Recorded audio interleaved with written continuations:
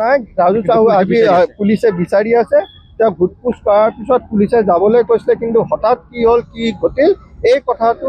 আমি এতিয়ালৈ জানিব পৰা নাই যে পুলিচে তেওঁক যাব দিয়াৰ পিছতো আকৌ এৰেষ্ট কৰিবলৈ তেওঁক আহিলে আৰু যিহেতু এতিয়া এই সন্দৰ্ভত আমাৰ বাকী তিনিটা পাৰ্টিয়ে বেল পাই গৈছে ৰাজু চাহু ডাঙৰীয়াও এইটো আমি এণ্টিচিপেটৰী বেল আপোনাৰ এপ্লাই কৰি তেওঁ এই বেলটো পাই যাব বেলখন বা তেওঁলোকৰ কিবা যুক্তি চৰ্ত এতিয়া মানিছে 50,000 টকাকে দিব লাগিব আৰু তেওঁৰ ওপৰত কিছুমান কণ্ডিশ্যন দি দিছে যেনেকে ছ'চিয়েল মিডিয়াত তেওঁলোকে বিতৰ্কিত পোষ্ট আৰু এনেকুৱা কৰিব নোৱাৰিব প্লাছ যোনকেইটা আপোনাৰ যোনকেইজন মানুহ আছে যেনেকে মাননীয় মুখ্যমন্ত্ৰী হিমন্ত বিশ্ব শৰ্মা ডাঙৰীয়া অমিতাভ বচ্চন তেওঁৰ প্ৰতি তেওঁলোকে কিবা এটা ষ্টেটমেণ্ট সেনেকে দিব নোৱাৰিব যোনটো ইনফ্লুৱেঞ্চ কৰিব পাৰে তাৰ বাহিৰে এনেকুৱা এটা ষ্ট্ৰিক্ট কিবা এনেকুৱা কণ্ডিশ্যন দিয়া নাই ৰাজনাথ এজ 51 ইয়াৰ্ছ এওঁ হৈ গ'ল নিবাসী আপোনাৰ জহামাৰী তেজপুৰ তেলেমাৰা এওঁ হৈ গ'ল আমাৰ মুখপাত্ৰ কংগ্ৰেছৰ তাৰপিছত হৈ গ'ল আপোনাৰ Mohammad Shahidul Islam age 29 years police station Juria district Nagaon তেওঁ নগাঁৱত তেওঁ আপোনাৰ IT চেলৰ তাত সঞ্চালক আছিলে প্লাছ ডিষ্ট্ৰিক্ট ইউথ কংগ্ৰেছৰো মেম্বাৰ আছিলে তাৰপিছত আহি গ'ল আপোনাৰ জীৱেশ্বৰ গাম এওঁ হৈ গ'ল আপোনাৰ মাজুলীৰ নিবাসী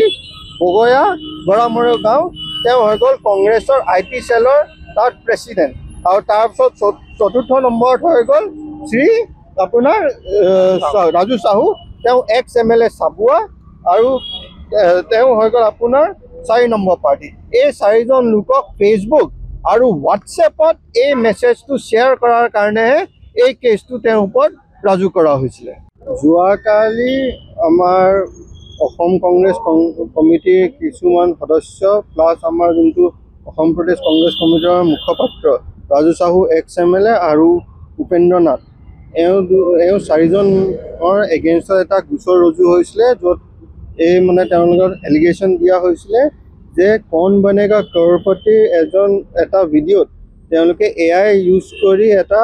জেনেৰেট কৰিছিলে য'ত এই কথা কোৱা হৈছিলে যে ভাৰতবৰ্ষৰ চবতকৈ ভ্ৰষ্ট মুখ্যমন্ত্ৰী হৈ গ'ল আমাৰ অসমৰ মুখ্যমন্ত্ৰী ডক্টৰ হিমন্ত বিশ্ব শৰ্মা এই সন্দৰ্ভত বিজেপিৰ কিছু কৰ্মীয়ে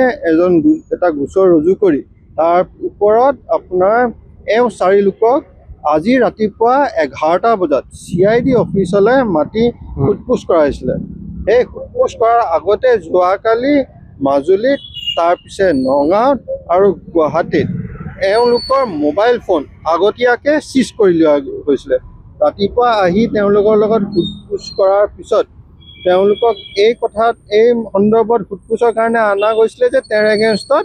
নন বেলেবল মানে বেলেবল ছেকশ্যনত যোনটো হৈ গ'ল আপোনাৰ এটা আছিলে ডিফেমেশ্যন এটা আছিলে ইম্পাৰ্চনেশ্যন এটা আছিলে আপোনাৰ ক্ৰিমিনেল কনস্পিৰেচি আৰু এটা আছিলে আপোনাৰ ৰংফুল ডিচেমিনেশ্যন IT এক্টৰ আণ্ডাৰত ইনফৰমেশ্যন টেকনলজি এক্ট তাৰ আণ্ডাৰত অনাৰ পিছত সোধপোছ কৰা হৈছিলে কিন্তু আমি এইটোত হঠাৎ পালোঁ যে কথাটো যে বেলেবল ছেকশ্যনৰ কেছ এটাত আনি পুলিচৰ ভিতৰত কি চলিলে ক'ৰ পৰা এনেকুৱা অৰ্ডাৰ আহিলে যে তেওঁলোকে মানে আইনৰ আপোনাৰ গোটেই এইটো ভাইলেট কৰাৰ পিছত এৰেষ্ট কৰিবলগীয়া হ'ল এয়াই যেতিয়া আজি আহি মাননীয় আমাৰ ইয়াত SDGM ছাৰৰ ওচৰত যেতিয়া তেওঁক প্ৰস্তুত কৰা হ'ল আমি এই কথাটোৱে ক'লোঁ যে যিহেতু তেওঁলোকে যোৱাকালিয়ে মোবাইল ফোন দি দিছিলে আৰু আজি ৰাতিপুৱা 11টা বজাৰ পৰাই CID অফিচৰ আণ্ডাৰত যোনটো মাৰাথন জেৰা চলিছিলে এই মাৰাথন জেৰাত তেওঁ একদম তেওঁলোকৰ লগত কোঅপাৰেট কৰিছে কোঅপাৰেট কৰাৰ পিছতো যিহেতু এৰেষ্ট কৰা হৈছে এইটো ইলিগেল আৰু আৰ্বিট্ৰেৰী সেই কথাৰ ভিত্তিতে আজি মাননীয় আমাৰ যোনটো SDM ছাৰ তেওঁ ডাইৰেক্ট কৈছে যে পুলিচৰ এই এৰেষ্টটো আৰ্বিট্ৰেৰী আছিলে এইটো ইলিগেল আছিলে আৰু সেইকাৰণে তেওঁলোকক বেলত ৰিহা কৰা দিয়া হৈছে আমাৰ যিকোনো খবৰৰ বাবে যোগাযোগ কৰক 7099017330 লগতে 7099017110 নম্বৰত